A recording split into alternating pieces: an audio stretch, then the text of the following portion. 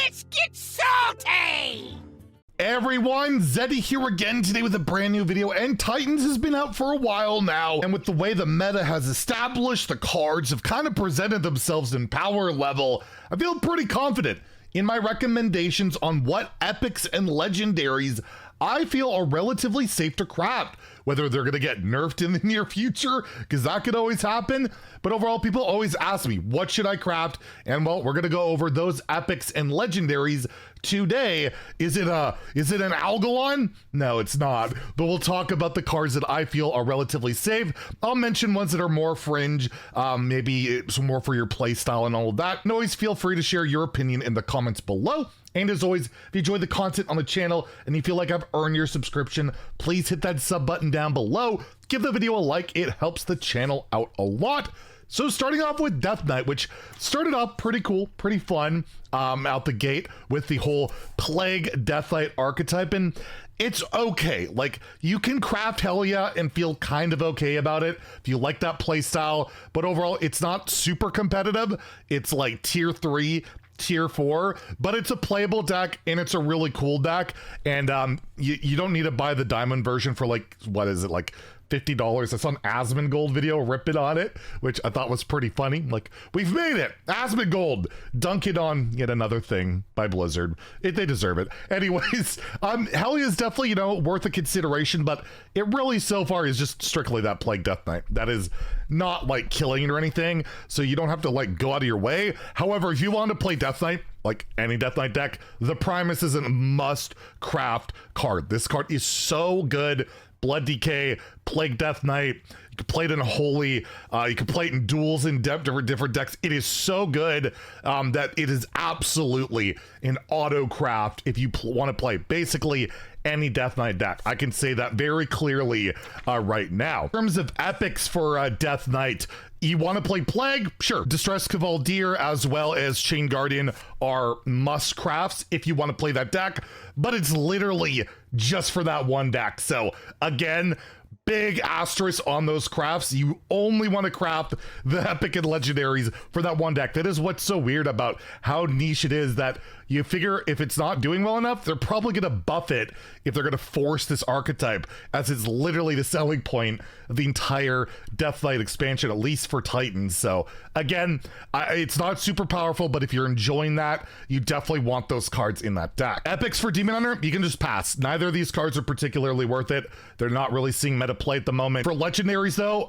Jotun, basically auto, you want it for Relic Demon Hunter, which is a pretty good deck. It's going to see play in other decks as well as time goes on. Spell Demon Hunter is another one where you basically tutor this out through your down soul so you can draw it really early, get that value. So yeah, Jotun, really good, and Argus just goes into whatever. It's just absolutely auto craft card as well for Demon Hunter. You will not feel bad about it whatsoever. Picks for Druid, Disciple of Eonar, I said would be like the strongest Druid card. It pretty much is. It goes into like the aggro Druids, it goes into late game Druids. Its interaction, particular just with Drum Circle, is so crazy, so busted. But even getting like Nourish, anything like that, this card is absolutely worth it for any Druid deck. It doesn't matter, aggressive, greedy, whatever. This card is absolutely incredible. Rhea has seen play the way it works basically with the Titan, but it's definitely more fringe. You're pretty much better to go out with the Copy Artist, the neutral epic from a couple sets ago. It's cheaper. It basically does what you want to do, which is copy the Titan. Duplicating your hand only really comes into play if you're trying to like go infinite with like Fizzle, things like that. So the artist is typically just better. So only craft this if you really want to be super greedy in those type of decks, but it is a really cool, spectacular card. And Eonar, I do think, is a pretty safe craft for Druid. Refreshing your crystals, healing up, getting 5/5 taunts, the way you can abuse it, build your deck around it. If you like playing big stuff in Druid, Eonar, absolutely another safe craft. You can see the power level of this set has been really strong so far. In terms of epic, Starstrom Bow is seeing play. If you want to play Secret Hunter, you want this weapon, whether it be standard Secret Hunter, wild Secret Hunter, both are doing relatively well. Standard is more even base, but it's an even cost card.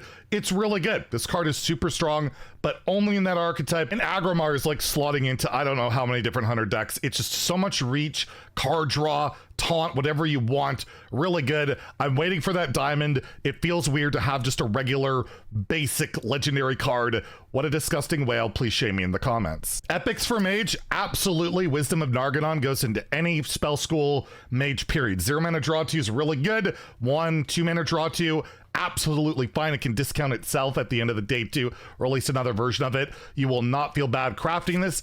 Elemental Inspiration, I feel like it's kind of on the fence. Even in Sith Mage, some people run 0, some run 1, some run 2. It all comes down to your playstyle. Do you like that greedier style? Do you want that more token minion based one? Or are you going strictly for a combo gameplay? If you're just mostly about that OTK and you really want, like, you know, just a pew pew, then you might not want this card. But overall, both epics are doing very well. And obviously Sith, this is like absolute auto must craft if you're playing mage right now. If the spell school mage, she just murders people. It's absolutely incredible. You can't craft a signature, by the way, but yes, we're gonna flex a little bit. And darn it, Rarn got his already. I can't even brag about that. Nargadon has seen like play here and there. It's actually good in Secret Mage. People have been playing in Secret Mage. It's a pretty good card, but some people don't run it already in that spell school mage and all that. It's definitely not as desired, but you still probably won't feel bad crafting it, and you can always build around it.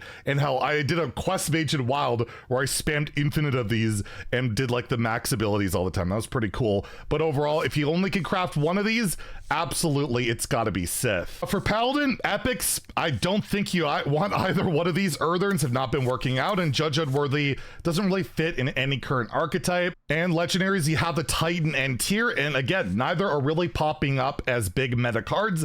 You can basically skip over Paladin in terms of crafting. All the good cards right now, for the most part, are commons and rares. Same kind of goes for Priest in terms of epics. You absolutely do not want to craft either of these, both doing horrifically bad. And obviously Amanthul is absolutely absurd in like any Priest deck. Absolute must craft.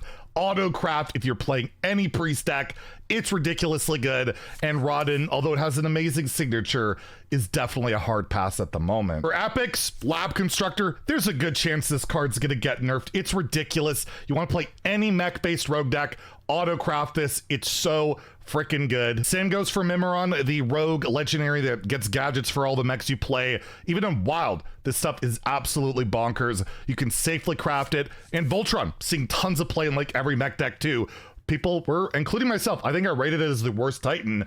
It's not. It's really darn good and really solid. And again, you won't really feel bad crafting any of these cards for Rogue. Rogue is doing incredibly well, only trumped kind of by Mage, but pretty much not really at all. Mech Rogue is absurd. Shaman's another one, although the nature, like Shaman's not popping off. You can basically craft anything Shaman epic wise, whether it's Flash of Lightning, Champion of Storms, or the legendary Thorum in the Overload Shaman, and definitely Golganath. Golganath goes into any Shaman deck. This card is absolutely broken. It's just absurd. It's absurd. You can copy it too with like the 1 mana what Marabi spell, basically get more on the board. It's ridiculous and definitely the safest craft to go from Shaman.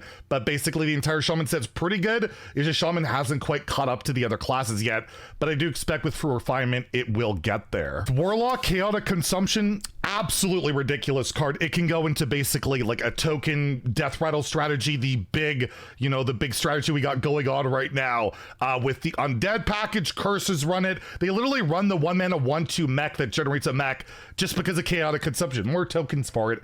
It is that good to play 1 mana, kill your own minion, kill whatever you want from your opponent.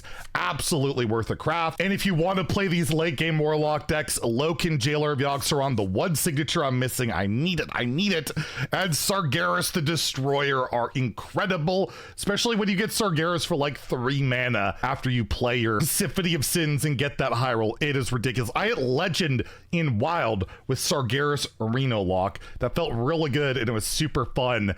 And yeah, this card is pretty darn rad and one I can safely recommend. For Warrior, none of the cards epics are paying off much. Trial by Fire is like a good card on paper, but the way it just trades right now and just the meta is not favorable to this card whatsoever. I would actually pass on crafting any of the warrior epics. Khazgaroth has not been performing very well whatsoever. I wish it just wasn't a random enemy minion, but I can't recommend Khazgaroth at the moment. And Control Warrior, not doing well. Odin, in particular, not doing well. Turning your armor into hero power, or whenever you gain armor, you also gain attack. It is such a powerful card. This card is ridiculous. It's just the support for Warrior isn't good enough yet to make Odin good enough, so only craft him if you just want to have fun with those games where you get to play him, murder your opponent, but be aware it's not super competitive right now. But I feel like at some point it's got to be, because this card by itself is ridiculous. It's just really hard to get to that mana level, play him, save that armor to kill your opponent, but I do think that will change at some point. Epics for the neutrals, you can pass on every single one of these. I'm not sold on that pre-Storm Giant deck, and none of these other cards are seeing much play at the moment. And for legendaries, the best one is Ignis, which we all get for free, so you can't craft that, and the location, which we all got for free, which you can't craft that, and I just can't recommend the others. So there you go. There are some really powerful epics and legendaries that you can definitely consider crafting. There's a lot of different stuff to play right now, and hopefully this helps you out. And let me know your suggestions or questions in the comments below. And if you enjoyed the video, please like and subscribe. Have a great day and stay salty, my friends.